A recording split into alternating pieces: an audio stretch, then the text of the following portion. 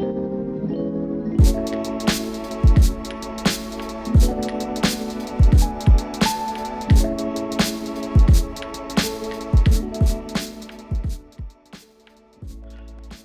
graph an equation, it is very important that I understand what the m represents in y equals mx plus b and what my b represents. So let's start with the m. Your m is the ratio of the change in y over the change in x. In a graph, I can represent that ratio by my rise, which is my change in y, over my x, which is my change in x. In this case, in y equals 2/3 x plus 1, 2/3 represents my ratio of the change in y over the change in x. That's your constant rate of change. I know this because it's the number that's multiplying my independent variable. So my rise over my run would be 2/3. Then my b. Your b is known as your y-intercept. That's where your line crosses or touches the y-axis. It is also called your starting point.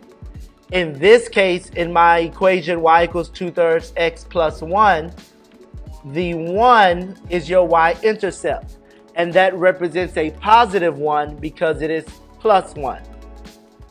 So to graph, I need those two bits of information. Always start with your y-intercept because, like I said, is known as your starting point. So my y-intercept is positive 1. Now I'm going to perform my rise over my run. So from my 1, I'm going to rise 2. That means my 1 will change by positive 2. 1 plus 2 is 3.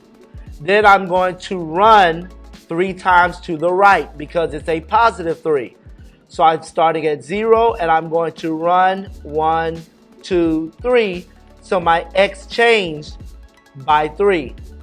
So my rise, do this in a different color. So I rise 2 and then I run 3. This would be the next point in when I'm plotting a point on the line. And I could continue this multiple times. I can actually continue forever. I'm going to rise 2 and I'm going to run 3. That would be my next point. My change in y over my change in x. Even if I wanted to go down, if I'm going to go down 2, that would be represented by a negative 2.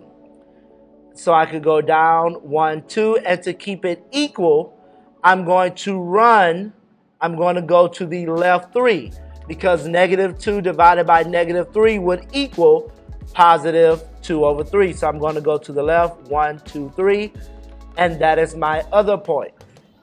I could continue this and notice when I draw that would be a straight line or a linear relationship. This is how I graph an equation.